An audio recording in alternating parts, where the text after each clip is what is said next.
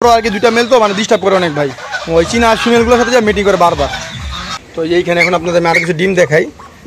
যে ডিমগুলা এই যে হাঁসের নিচে আমরা বসাই দিচ্ছি, এগুলো হইতেছে ল্যাভেন্ডার মাস্কুবি হাঁসের বাচ্চা। তো এখন অনেকে বলতে পারেন যে ভাই ল্যাভেন্ডার মাস্কুবি হইলো আপনার সিলভার, এই বাচ্চা কালো হইলো কেন ভাই? আরেক বান্দর নামছে, ওই যে বান্দর, এই যে এখন সবগুলো নাম ব্যস্ত, ওই রাজা হাঁসে ডিস্টার্ব করে। যে আমরা প্রথমে 1 মাস ওদের আমরা যে ব্রয়লার যে সেটার ফিটটা আছে এই ফিটটা দিই, যে দিলাম ফিটটা। অনেকে বলতেন ভাই যে রাজা হাঁস আর চীনা হাঁসের মিটিং এর বাচ্চাগুলো ওগুলো কি করছেন ভাই? এই যে এইগুলো হইতেছে ওই রাজা হাঁস আর চীনা হাঁস মিটিং এর বাচ্চা। কিন্তু আসসালামু আলাইকুম, জাহিদ এগ্রো বিডি ইউটিউব চ্যানেলের পক্ষ থেকে আপনাদের স্বাগতম। আমি জাহিদুল ইসলাম। আপনারা সবাই কেমন আছেন? আশা করি আপনারা সবাই ভালো আছেন। তো ভাই অনেক দিন হয়েছে আমাদের এই ইউটিউব চ্যানেলে আমরা কোনো ভিডিও ছাড়তেছি না। তার কারণ হচ্ছে আমার আম্মা অসুস্থ, তো যেই কারণে দেখা গেছে ভিডিওটা যে করবো ওই সময়টা পাই না ভাই। এখানে আসি হাঁসগুলোকে ছেড়ে খাবার টাবার দিয়ে চলে যায় আবার ভাই, 2 টাইম আসি এখানে। তো আজকে আপনাদের আমি দেখাই আমাদের বর্তমানে এখানে কয়টা হাঁস আছে এবং কয়টা মুরগি আছে, এগুলো সব কিছু আপনাদের আমি দেখাই। তো আমাদের এখানে নতুন অনেকগুলো বাচ্চা ফুটছে, প্লাস ল্যাভেন্ডার মাস্কুবির বাচ্চা ফুটছে, সবই আপনাদের আমি এখন দেখাচ্ছি। আমাদের রাজা হাঁসের এইখানে বর্তমানে 3টা ফিমেল 3টা মেল আছে। তো যেই কারণে আমরা সিদ্ধান্ত নিয়েছি যে আমাদের এই রাজা হাঁসগুলো থেকে আমরা আপনার একটা মেল বিক্রি করে দেবো আর কি। তো যে মেলটা বিক্রি করে দেবো, যেমন এই একটা মেল আছে আর আপনার এই যে একটা মেল আছে, তো 2টা মেল থেকে যার যেটা পছন্দ ওটা নিতে পারেন। এই 2টা মেল থেকে একটা মেল আমরা কমাই দেবো, এই যে। আর এগুলোর বয়স আপাতত আপনার প্রায় 6 মাসের উপরে হয়েছে। তো যদিও মেলগুলো আমার সেল করার ইচ্ছা নাই ভাই, তারপরও আর কি 2টা মেল তো মানে ডিস্টার্ব করে অনেক ভাই, ওই চীনা আর ফিমেলগুলোর সাথে যা মিটিং করে বারবার। তো তারপর এই যে এইখানে আপনার চীনা হাঁসের বাচ্চা আছে প্রায় 14টা, আর একটা বাচ্চা আছে আপনার প্রতিবন্ধী, ওই যে দেখেন বাচ্চাটা প্রতিবন্ধী। এই বাচ্চাটা যখন ছোট ছিল তখন ইঁদুরে ওর পাটা খেয়ে ফেলছে। তো ও এখন মানে নিজে নিজে চলাফেরা করতে পারে, তবে একটু কষ্ট হয়। ওই দেখেন রাজা হাঁসগুলো ডিস্টার্ব পায়। আর একসাথে আসলে ভাই চীনা হাঁস রাজা হাঁস দুটা পাওয়াটা অনেক কষ্টকর। তো ওদেরকে গোসলের পানি দিয়েছি আমি, ওরা যে আপনার গোসল করতেছে ওরা, তো দেখেন ওরা পানি পেয়ে ওরা কত খুশি। তারপরে এখন আমি এই যে ভিতরে চলে আসি রুমের ভিতরে। তো এইখানে আপনারা বাচ্চা দেখতে পাচ্ছেন 4টা বাচ্চা, এই যে এগুলো হইতেছে ল্যাভেন্ডার মাস্কুবি হাঁসের বাচ্চা। তো এখন অনেকে বলতে পারেন যে ভাই ল্যাভেন্ডার মাস্কুবি হইলো আপনার সিলভার, এই বাচ্চা কালো হইলো কেন ভাই? তো আমি গুগলে সার্চ দিয়ে ঘাটাঘাটি করলাম, তো দেখলাম যে ল্যাভেন্ডার মাস্কুবির সাথে যদি আমরা তা চীনা হাঁস পেয়ার করি সেক্ষেত্রে বাচ্চাগুলো এরকম কালো আসবে। এইখানে আবার একটা কথা আছে ভাই, এখন এই যে কালো হাঁস হয়েছে না, এগুলোর সাথে যখন আমি সাদাগুলো আবার মিটিং করাবো তখন আবার এদের বাচ্চা হবে আপনার সিলভার, ল্যাভেন্ডার মাস্কুবি যেটা বলে আর কি। তো এই 4টা বাচ্চা ফুটছিল টোটাল ল্যাভেন্ডার মাস্কুবির। 4টা বাচ্চার মধ্যে একটা বাচ্চা খাঁচা দিয়ে লাফিয়ে বেরিয়ে নিয়ে চলে গেছে একটা বাচ্চা। আর এই বাচ্চাগুলো যখন ছোটোবেলা হয় তখন ওদের মধ্যে একটা ওয়াইল্ড ভাব থাকে। যেমন ওয়াইল্ড হাঁসের বাচ্চা কী করে ভাই, ধরেন আপনি খাঁচার মধ্যে রাখছেন, এই যে উপর দিয়ে ফাঁক দিয়ে বেরিয়ে যাবে। তো এদের বাচ্চাও ঠিক সেম কাজটাই করছে। তো বাচ্চা নিয়ে ছাড়ছি আমি খাঁচার মধ্যে, একটু পরে যায় দেখি নাই, তো ওইখান থেকে বেরিয়ে চলে গেছে। তো এখন ওদের খাবার দিব, দেখেন ওরা খাওয়ার জন্য খুব অস্থির হয়ে আছে। তো আমি আপাতত এই ছোটো বাচ্চাগুলোকে যে খাবারটা দিয়েছি সেটা হচ্ছে ব্রয়লার স্টেটার ফিড। আমাদের এখানে যতগুলো চীনা হাঁসের বাচ্চা আছে জন্মের পরই আমরা প্রথমে 1 মাস ওদের আমরা যে ব্রয়লার যে স্টেটার ফিডটা আছে এই ফিডটা দিই, যে দিলাম ফিডটা, এই যে এইটা হচ্ছে ব্রয়লার স্টেটার ফিড। তো তারপরে ব্রয়লার স্টেটার ফিডটা যখন আপনার 1 মাস খাবে, এর আপনার পরে 10 দিন চলবে আপনার গ্রোয়ারটা দিলে কি হয় বাচ্চাগুলোর ওয়েটটা বাড়ে আর কি, গ্রোথটা অনেক ভালো হয়। তো এই যে দেখেন ওদের আমি দিয়ে দিলাম, এখন খাইতেছে ওরা, দেখেন কত সুন্দর করে খাবে। যে তা আমি তো ভাবছিলাম ভাই বাচ্চাগুলো মারা যাবে কারণ ব্রুডিং প্যানে ঠিক মতো, তো আলহামদুলিল্লাহ বেঁচে গেছে। আর অনেকে একটা কথা জিজ্ঞেস করেন যে ভাই হাঁসের বাচ্চা তো ভাই মারা যায়, ব্রুডিং করতে পারি না ঠিকভাবে। তবে যে কোনো মুরগির বাচ্চা বলেন হাঁসের বাচ্চা বলেন, এদের যদি আপনি ব্রুডিংটা ঠিকভাবে করতে পারেন এদের টিকার হারটা হবে আপনার 100-95% যদি ব্রুডিংটা ঠিকভাবে হয়। আর অনেকে বলে যে ভাই আমার হাঁসে ঠান্ডা লাগছে, ঠান্ডা ভাই লাগবে কেন ভাই? আপনি হাঁসটিকে ঠান্ডা লাগতে দিবেন কেন ভাই? হাঁসকে আপনি যত্ন করেন, হাঁসের বাচ্চাগুলোকে ঠান্ডা লাগবে না।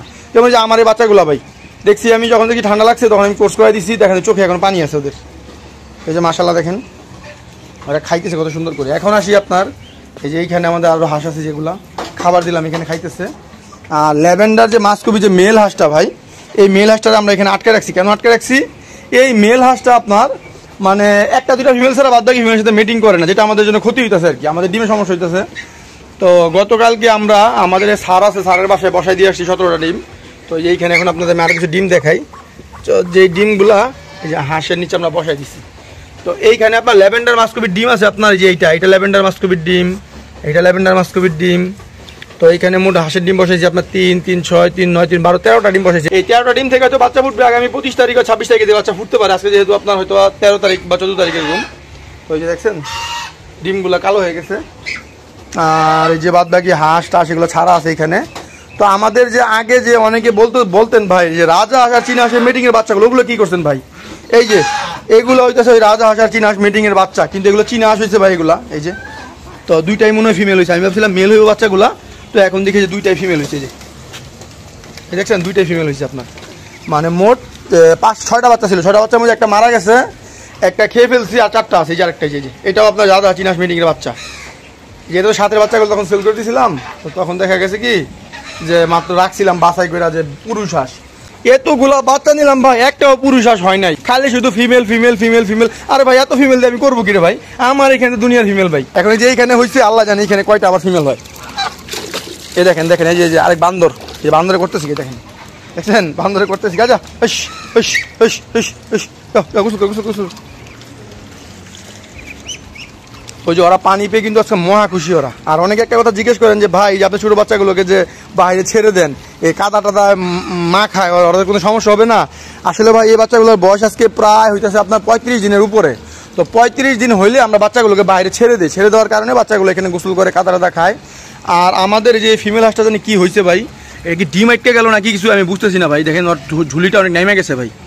এখন আল্লাহ তাআলা ভালো জানে এই হাঁসটা কি টিকবে না কি হয়।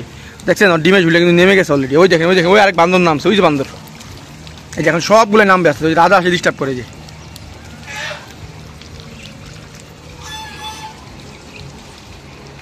এটা পাহাড়ি মুরগির বাচ্চা, এই যে জঙ্গলি ক্রস।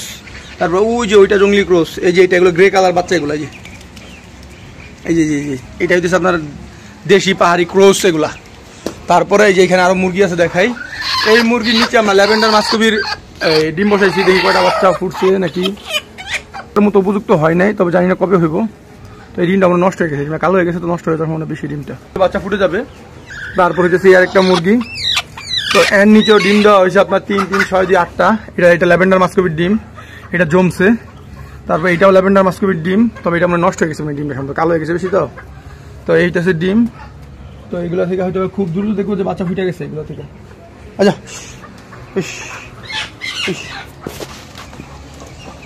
যে মুরগিগুলো সবগুলো বাইরে বাইরে করে দিচ্ছি।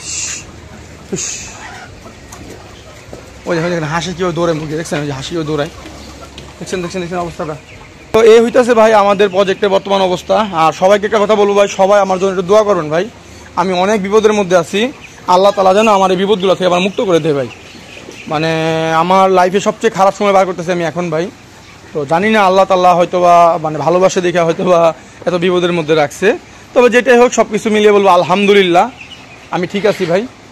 তো এই হইতেছে আপনার আমাদের বর্তমান প্রজেক্টের অবস্থা। তো আজকের ভিডিও আমি এখানে শেষ করতেছি। আপনারা সবাই ভালো থাকবেন। আসসালামু আলাইকুম।